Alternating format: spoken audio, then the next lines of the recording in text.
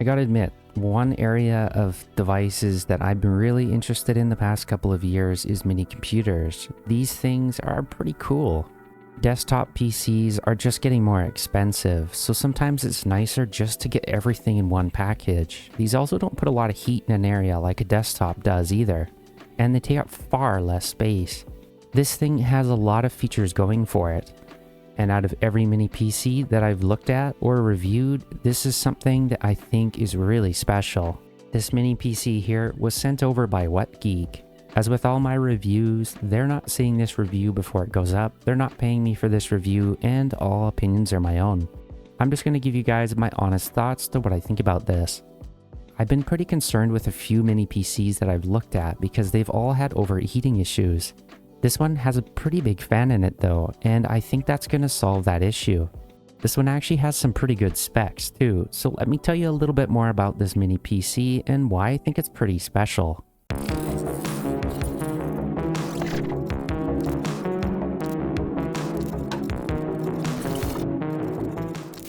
As mentioned, this was sent over by WhatGeek, so what does this mini PC have going for it over the competition? Well, something that I think is pretty cool is I've always kind of liked that edgy gamery design, and I think this one looks pretty sweet. And the pricing is pretty competitive as well. It comes in black or white, but I opted for that black model. You can also save a few bucks by getting the 16 gig with the 512 gigabyte SSD. But if you want to go all the way out, you can get that 32 gigs of RAM with the 1 terabyte SSD. So what makes this PC special? Well, it comes with the 7840HS. This is going to be pretty similar to the one that's in the ROG Ally, but this one is clocked higher. This one also has the same 780M GPU that's in the ROG Ally. And we've seen this before, but that is quite a capable GPU. This should let us run most AAA games with a little bit of mixed settings. I think the performance is definitely there, but this thing has a lot of other features that I am pretty impressed by. This GPU can clock all the way up to 2.7 GHz. We can also connect an external graphics card to the USB 4 port on this. The DDR5 memory is clocked in at 5600 MHz. This also has a 2.5 gigabit Ethernet jack and Wi-Fi 6 support. And we can also adjust that RGB lighting, which is going to be pretty neat. We'll take a closer look at that. We can use USB-C for charging this, which is pretty nice. That means if we lose the adapter that it comes with, we can just use any other cable, so long as the power adapter supports 100 watts. Since we have that Thunderbolt 3 USB 4 connection, we can also connect an external GPU. Unfortunately, I don't have one on hand to test that. This should work well though if you have one on hand. We can also add a 2.5-inch hard drive into this as well if the internal storage isn't enough for you. I'm just going to call this the MN78 because that's a lot easier than pronouncing this. But however you pronounce this, we'll just call this the MN78. They've also shared a coupon code, which I'll leave in the description below if you're interested in grabbing this PC. So this thing has a lot going for it. Let's open this up and see what comes in the box. The box is pretty plain, but you can see the specifications on the right side. So let's slide this open and see what comes in the box. This took about a week and a half to come into Canada. I didn't see any import dues on mine, and this was delivered with Canada Post. So in the box we have an after sales card, just some customer service information here. There's not much in the manual, but it shows you how to upgrade the SSD and the memory. So let's set this aside. Under that is the mini PC itself, and it's been wrapped really nice. We have a box with all the cables that we're going to need. We get a small HDMI cable, so we can attach this to the back of a monitor if you don't want it on your desk. You also get a pretty chunky power cable.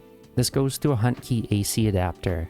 That'll just plug in the one side, but the other side is just USB-C. If we look really closely, this is rated for 20 volts at 5 amps with 100 watt charging. So any 100 watt charger should work just fine. I'm going to try the 100 watt one that I have on hand just to see how that works. The only other thing we have in the box is the mini PC itself. I can already tell this actually feels pretty solid, and I really love the design. Taking a quick look at the mini PC itself, I think this looks pretty sharp. Wow, the design is kind of neat, isn't it? There's a nice gunmetal gray on the top. This is all plastic, but it is very high quality. Actually, this might be aluminum. It's somewhat lighter, but it does feel high quality as well. Taking a first look at the mini PC itself, everything appears to be okay, and it looks really nice. There's a nice little mounting bracket on the bottom. On the front, we have the power switch, a 3.5mm headphone jack. There's two USB 3.2s. We also have that USB 4 that's capable of 40 gigabits per second. And on the right side, we have the RGB switch. This will let us change the lights. On the left side, there's nothing except this large ventilation port. We have another vent on the right side. On the back, we have that USB-C for power delivery. We need something that will support up to 100 watt quick charging for this. There's a 2.5 gigabit Ethernet jack and a 1 gigabit Ethernet jack as well. There's an HDMI at the top that supports 4K 60. Underneath that is the DisplayPort 1.4. To the right of that, we have two USB 2s. These would be really useful for your keyboard and mouse. You could also plug in a wireless controller adapter in here because you don't really need the bandwidth for that. It's nice they have these high bandwidth USB ports up at the front along with that USB 4. So how much does this mini PC weigh? Well, if we put this on the scales, this mini PC comes in at 598.4 grams. That's not a bad weight for a mini PC, not at all. To put that into perspective, if you're looking at the cables themselves, those come in to 394.4 grams. The power adapter alone comes out to 292.1 grams. It's a little bit longer than your standard mouse in the width and the height. In fact, if you're curious, this only sits at about 132.7 millimeters wide. This is a pretty portable PC, and 133.9 millimeters deep. The mini PC is also remarkably thin at only 54.4 millimeters. Let's go ahead and hook this thing up. I got my keyboard and my mouse. Also got it plugged into HDMI, and let's plug in that power. Well, with everything plugged in, let's turn it on and see how it works.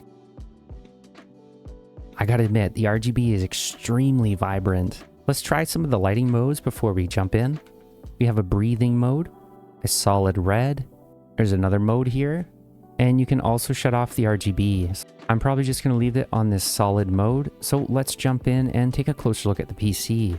Turning it on, we're greeted with our simple Windows setup. Now that that's done, let's take a closer look at the PC. So let's load up the test manager just to make sure everything's functioning correctly. So I have that 7840HS with the 780M graphics. That seems to be looking fine. I have 32 gigs of RAM in mine. There's only 448 megabytes of dedicated GPU memory. My guess is it's set to automatic, but we can take a close look at the BIOS later to see if I can change that. It's also good to optimize your startup apps and turn off stuff that you're not needing. Windows on this machine is already activated, which is nice.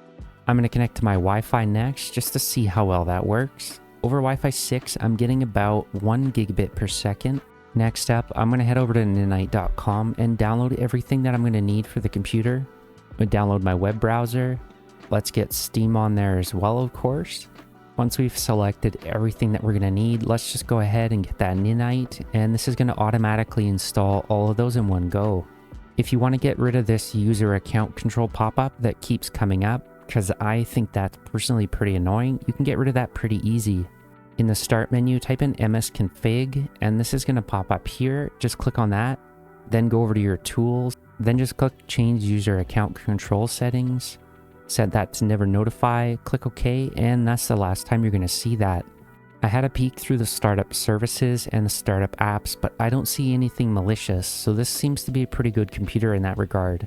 Hopping over to Hardware Info 64, we can take a closer look at some of the key specifications of this computer. It shows us that the TDP can go up to 54 watts. That's pretty impressive. The max boost clock is just over 5.1 gigahertz. The memory is running in quad channel mode. It's DDR5. This is clocked to CL46 with a command rate of 1. There's 2 sticks of crucial memory, which is really good. It's nice to see branded memory in this. This is also using Windows 11 Professional. And this is the SSD model here, which is a CT1000P3. So I think this is a crucial P3. Googling that model number, this is the SSD that's currently installed, which is the Crucial P3 Plus. This is a Gen 4 SSD, and it's a pretty good SSD overall. It's got a pretty high endurance rating. The sequential read is 5,000 megabytes per second, with the sequential write at 3,600 megabytes per second.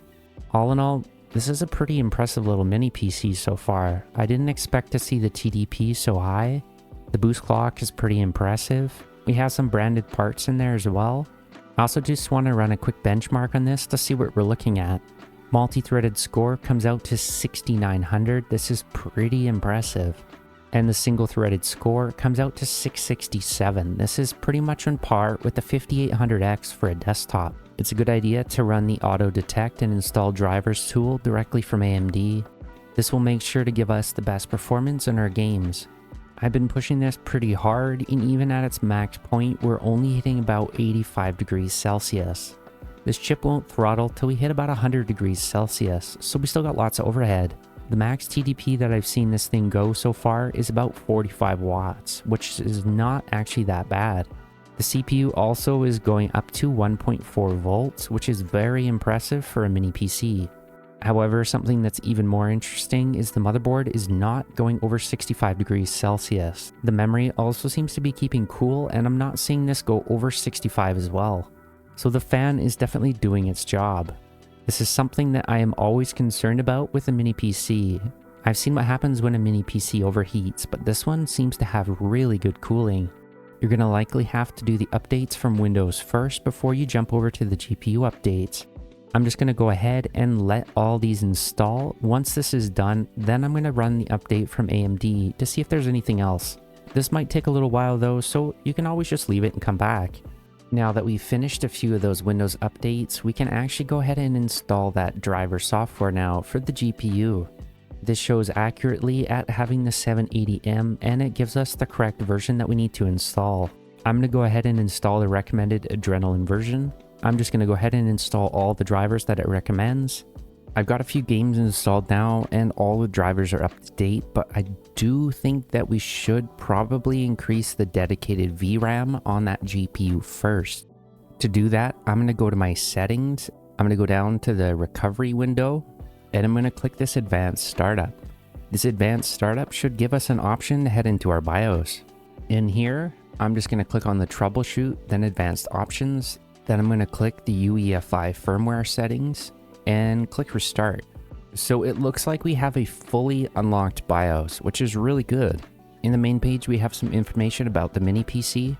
In the advanced tab is where we can change everything that we're looking to. So we have TPM 2.0 support. Under the power configuration, we can change stuff like the power limit. And the power configuration by default is going to be set to balanced. But you can adjust this to performance. I'm going to try the balance mode first. Let's double check these TDPs before we go any further. We have some extra options here in the CPU configuration, but we're looking to change the dedicated GPU settings. That's under AMD CBS. Look under the NBIO common options, then go down to GFX configuration. The GFX configuration is going to be set to auto. Set this to UMA specified. Then set the UMA frame buffer size to whatever your device is set to. If you have the 16GB version, I would set this probably to 4 or 6. If you have the 32GB version like I do, I would set this to 8. This is just going to help with games that are VRAM limited. This is only going to be really noticeable on AAA titles, but I definitely recommend upping this. Then go back out of that menu, press escape one more time. There's a lot of other settings we can change in that AMD CBS option. You can change your RAM settings in UMC common options. There's USB options and other options that have to do with the board in here as well. So you can go definitely check through here and see exactly what you're looking at. We can also control the fan curve in here too under the SMU common options under fan control. The fan control table is set to manual, and you can adjust these down here as well. I'm just going to leave all these options to default for now. The last option in the AMD CBS settings is the SoC miscellaneous control. There's a few other things in here, but I'm not really sure what a lot of this is, so I'm not going to touch it. There's also a hardware monitor in here, so you can see what the RPM is and your CPU temperature. You can also change the fan curve in here as well. The last page is to save the options and reset the PC. Let's see how much this balanced option limits the TDP. Remember, CPU Z and hardware info said 54 watts. So if we set this to balance, let's see exactly how much that gives us. I'm going to press F4 to save and exit the BIOS. I'm going to save my settings and it'll take us back to Windows. We've loaded up CPU-Z so we can run the benchmark to see how high this TDP is going. Remember, we have a cap of 54 watts. I've also loaded up hardware info 64 so I can watch the package power. Right now, we're capping at 24 watts, but let's do a benchmark to see if this jumps up. So instantly what I'm noticing is this is capping out at 54 watts. We got a score of 665 on the single thread, and I got a multi-core score of 6875.7. Let's go back to the BIOS to change that to the performance mode.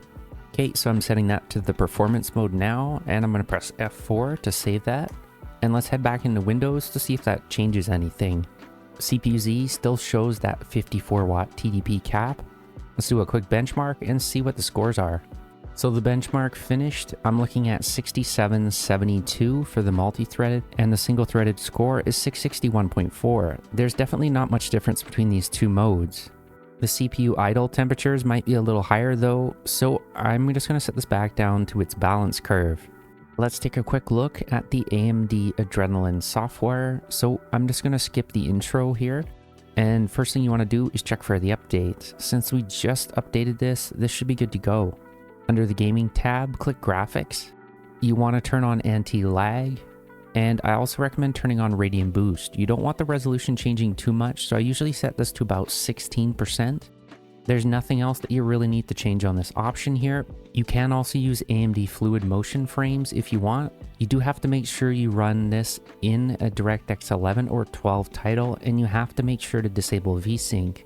It's also a good idea to cap your FPS to what you know the game runs stable at. Then AFMF will boost those frames even further. I'm going to leave this off for these tests. In the performance tab, there's not much else that we need to do here.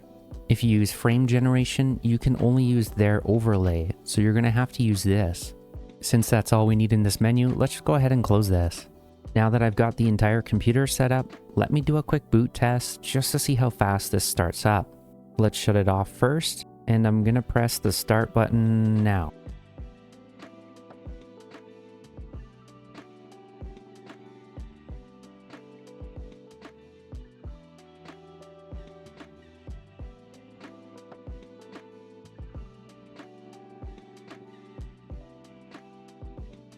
That definitely surprised me. I definitely didn't expect to see it boot that fast. Using SSD Benchmark, let's do a quick benchmark of the SSD it comes with to see how good this is.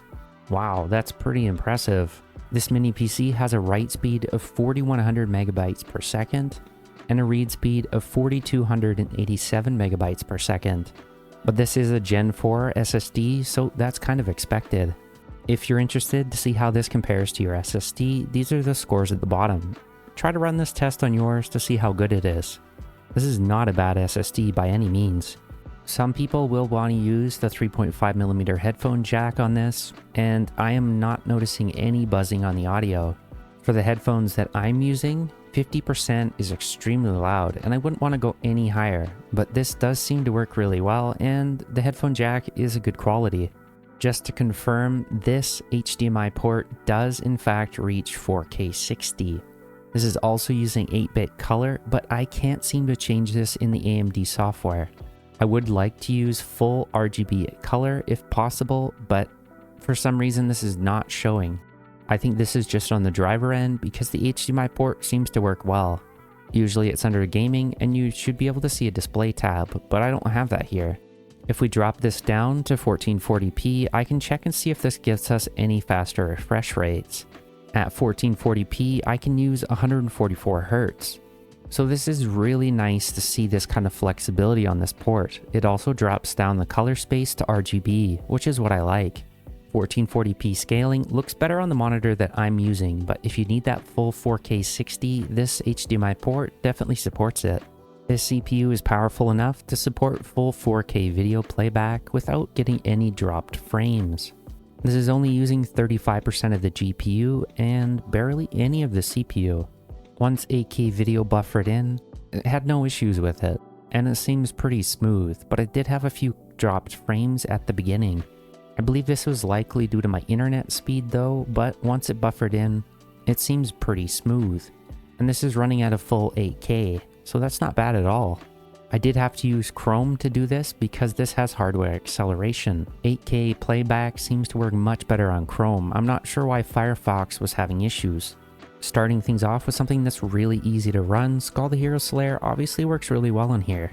Even in 4K, this is only using about 15 watt TDP. The GPU doesn't have to go more than 800 MHz, and the CPU isn't being stressed either. In fact, I'm only using 2 GB of RAM to play this game, and this is consistently running at 60 FPS. So if a game like this runs, well, what else can we run? At 1080p max settings, Stray actually plays pretty good. I'm getting around 50 FPS, and the game is extremely playable. I could easily knock down the settings a tad, as this is basically everything maxed out. 1080p works really well for games like Stray though. I don't think you're going to have any issues with gaming on this processor. I was actually surprised to see it this smooth, and the TDP is currently running at 44 watts. If I was to turn down the settings just a tad, I'm currently on exclusive full screen, 100% resolution scale, 60 FPS. I also have VSync on, and all the settings are at high quality. Usually, I would recommend turning down the effects first or the shadow resolution. This will probably let you get 60 FPS in most games like this. And with those turned down, yeah, it's definitely maxing it out. Once the cutscenes load in, it drops down just a few, but it picks up pretty quick right after. I could easily play this game on this mini PC. In fact, it's kind of interesting because I remember playing games on my first mini PC which had a 5560U in it. There's no way games like this would run this smooth on the 5560U. I just can't believe we've gotten to a point now where integrated graphics are just so good. Because this uses the same integrated graphics as the ROG Ally, we can get pretty decent performance on this device. By the way, if you haven't played Stray, I highly recommend picking it up. Stray will run perfectly well at 60 FPS with 1080p. If this kind of game runs, what else can we play on this? Because this is already looking really nice. Even at Persona 5 Royal, with the graphics set to 1080p at 100% resolution scaling with shadows set to low, I have SMAA on and the depth of field set to high, I'm still getting a pretty solid 60 FPS. It's not bad, and this is definitely one of the busiest places in this game. In more enclosed areas, you're looking at closer to 90 FPS. Interesting thing is this is not maxing out the GPU. I'm only sitting at about 87%, so this is more of an optimization thing, I think. If I drop the frame rate down to 60 and just use FXAA, this should be a solid 60. Absolutely smooth. Again, this is perfectly playable on this mini PC. No stuttering whatsoever thanks to that 8 gigs of VRAM. But yeah, I don't know guys, I'm pretty impressed so far. Let's see what else runs. Armored Core Fires of Rubicon at 1080p with VSync on at high settings gets around 40 FPS. Pretty impressive. With particle effects, it will go down to about 39, but it seems to be a pretty solid 40. If I want to get this game at a solid 60, we can do a few different things. I would usually bump this down to 1600 by 900. We'll drop down to the low 50s, but that's still not bad. Remember, this is with all the settings maxed out. The temps are actually pretty decent on gaming too, and this device is pretty much silent at anything under 80 degrees Celsius. This game is pretty optimized, so play around with the settings to see what works. Volumetric fog is usually pretty graphic intensive in games, so you can turn that down too. This is not bad at all, and I think this would look really nice on a TV. We are still under that 80 degree temperature range too, and the GPU is going up to its full boost of 2.7 GHz. In the past year, Ghost of Tsushima is probably one of my top 3 favorite games. Even at 1080p with VSync on, I got FSR quality on. I also have the graphics set to high and SSAO set to performance. This is extremely playable, but it looks just incredible too. A nice thing about this game too is it also has frame generation built right in. So if I want to turn that on, then I can just go to the display tab. I'm going to leave FSR set to quality, then I'm going to turn on frame generation. With frame generation, you do also have to turn off VSync. So I'm going to shut that off. You also want to make sure to set this to exclusive full screen so it runs properly. With frame generation on, you're going to notice a few spikes on the FPS. That's because you have to cap your FPS to what's playable. Then frame generation will generate the rest. We can get 40 FPS on this for sure. I'm going to go back to the MSI Afterburner and limit the FPS. In Riva Statistics Tuner, all I'm going to do is just go frame rate limit, and I'm going to set that to 40. Now the frame rate should be capped. We can't use frame generation though unless we shut off MSI Afterburner's overlay. This will only work with AMD's. So I'm going to turn that off. It already feels much smoother, but it's worth playing around to see what works. Some people won't like it because it will make the edges of the screen a little blurry. If you limit your FPS though to what's playable, this should mitigate that. And yeah, this is much more playable. I think if you wanted to play AAA games on this, you can definitely do it with this GPU. The 780M is just incredible. Especially with frame generation, it just makes a lot of games that people didn't think were possible very playable on this. In fact, I played nearly the entire Ghost of Tsushima game on my ROG Ally, and I've been having an absolute blast. On this mini PC, it's definitely playable. One of the most graphically demanding games I can test on this is probably Elden Ring. Elden Ring works at pretty much a solid 60 in the settings that I'm using here. We'll dip down to 50, but that still feels extremely playable. And it looks great too. This is running in 720p full screen with high quality settings.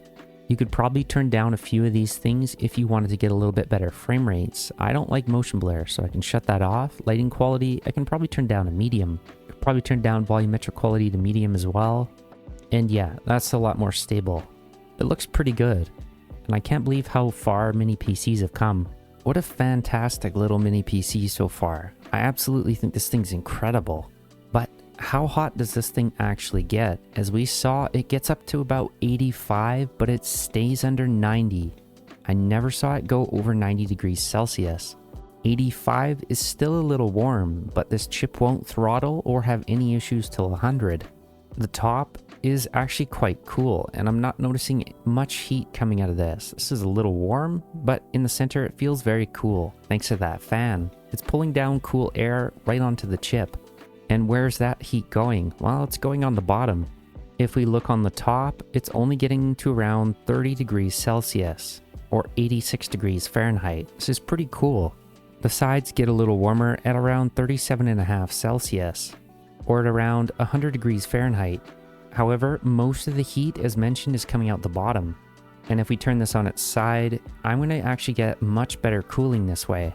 There's only these tiny little feet on the bottom, and that's your clearance for airflow.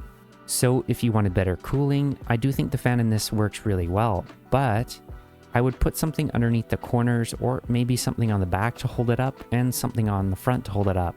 That would give the center part a lot of airflow. With the benchmark running, we're looking at around 42 degrees Celsius, so it's still not too bad.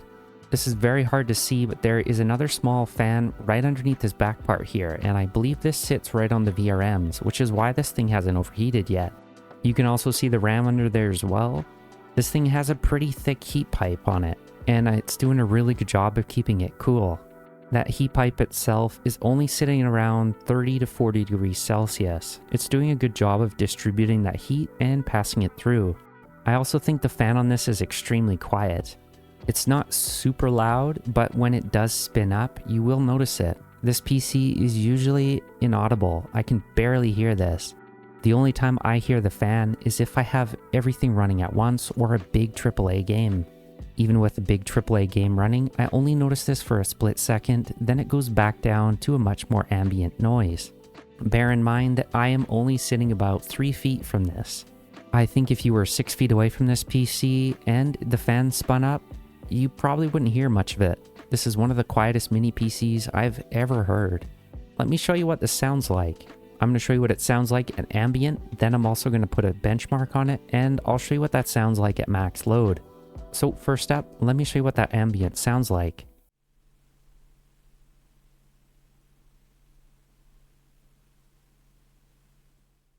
So that's not too bad at all. Now I'm going to load a benchmark on this so you can see what it sounds like under max load.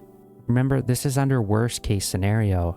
You're not usually going to be pushing it like this in a realistic scenario. This is the benchmark designed to push the CPU to its max load. The fan is also going to be very close to the microphone, and you probably won't be that close to it. Now let me load that up and let's check it out.